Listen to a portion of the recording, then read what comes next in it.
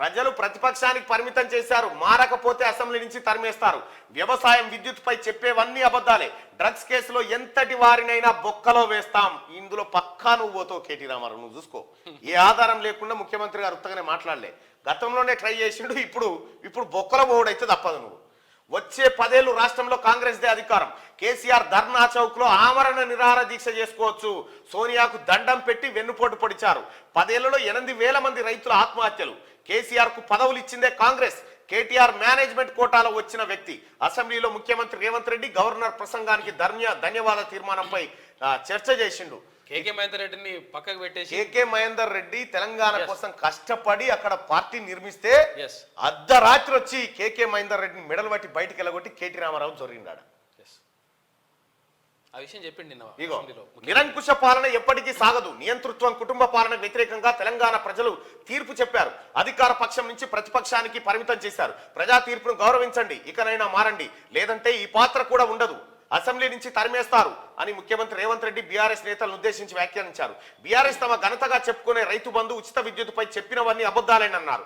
రాష్ట్రంలో పాఠశాలల్లోనూ విచ్చలవిడిగా డ్రగ్స్ వినియోగం జరుగుతున్న గత ప్రభుత్వం ప్రేక్షక పాత్ర పోషించిందని, యువతరం నాశనం అవుతున్నా మౌనంగా ఉండిపోయిందని ఆరోపించారు. శనివారం అసెంబ్లీలో గవర్నర్ ప్రసంగానికి ధన్యవాదాలు తెలిపే తీర్మానంపై జరిగిన చర్చలో సీఎం మాట్లాడారు. ఏందిరా తెలంగాణ, ఎలమూగబోయింది జనగాన. ఏందిరా తెలంగాణ, యముల పాలవుతోంది మాగాన అంటూ ప్రముఖ కవి అందశ్రీ రాసిన కవితతో ప్రసంగం ప్రారంభించిన రేవంత్ రెడ్డి దాదాపు 2 గంటల పాటు ప్రసంగించారు. కుటుంబ పాలన వ్యతిరేకంగా ప్రజలిచ్చిన తీర్పుతో మాజీ ముఖ్యమంత్రి కేసీఆర్ లో ఏమైనా మార్పు వస్తుందేమోనని ఆశించారని, కానీ బీఆర్ఎస్ శాసనసభ పక్ష నేతగా మళ్ళీ అదే కుటుంబానికి చెందిన వ్యక్తిని ఎన్నుకున్నారని విమర్శించారు. తద్వారా ప్రజా తీర్పును కేసీఆర్ గమనించలేదనే విషయం స్పష్టమవుతుందన్నారు. కేసీఆర్ పాలనలో ప్రగతి భవన్లోకి ప్రవేశం లేదని నాటి హోంమంత్రి మహమూద్ అలీని హోంగార్డ్ అడ్డుకున్నారని, మరో మంత్రిగా ఉన్న ఈటల రాజేందర్ని మెడలు బట్టి బయటికి వెళ్ళగొట్టారని, ప్రగతి భవన్ కంచెలు కూలుస్తే, కంచెలు బద్దలు కొడితే ఇప్పుడు జనమంతా పోతా ఉన్నారు. అప్పుడు హోంమంత్రికి ఏంటి, హోంమంత్రినే హోంగార్డ్ అడ్డుకున్నాడు. ఇవాళ సామాన్యుని ఎవడు అడ్డుకుంటూడే లేడు. గా పరిస్థితి ఉండే వాడివేడిగా అసెంబ్లీలో కాంగ్రెస్ బీఆర్ఎస్ సభ్యుల మధ్య తీవ్ర వాదోపవాదాలు. సీఎం రేవంత్ కేటీఆర్ మాటల తూటాలు. ఎన్ఆర్ఐలకు ప్రజాస్వామ్య స్ఫూర్తి అర్థం కాదంటూ రేవంత్ విమర్శ. రేవంత్ ప్రజలెన్నుకున్న సీఎం కాదు, నామినేటెడ్ సీఎం అన్న కేటీఆర్. కౌశిక్ రెడ్డి గడ్బడి చేయకు, బీఆర్ఎస్ ఎమ్మెల్యేపై స్పీకర్ ఆగ్రహం. ఎమ్మెల్యేలను కొంటారా, బేరసారాలు మొదలు పెడతారా? కేటీఆర్ అలా మాట్లాడడం తగదు. సిపిఐ ఎమ్మెల్యే కూలంనేని. మరో 2 రోజులు అసెంబ్లీ 20-21 తేదీల్లో నిర్వహణ.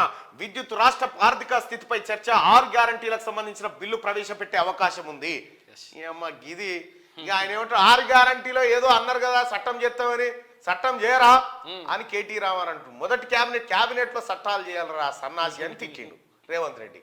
చట్టాలు చేసేది చట్టసభలో చేస్తారని చెప్పి అని ఏం తలకాయ ఆడబెట్టుకున్నావు ఇప్పుడు? అనుడెందుకు ప్రభుత్వాన్ని, గెలుకుడెందుకు, వాసన చూసుకునేందుకు, బోలరబడేందుకు?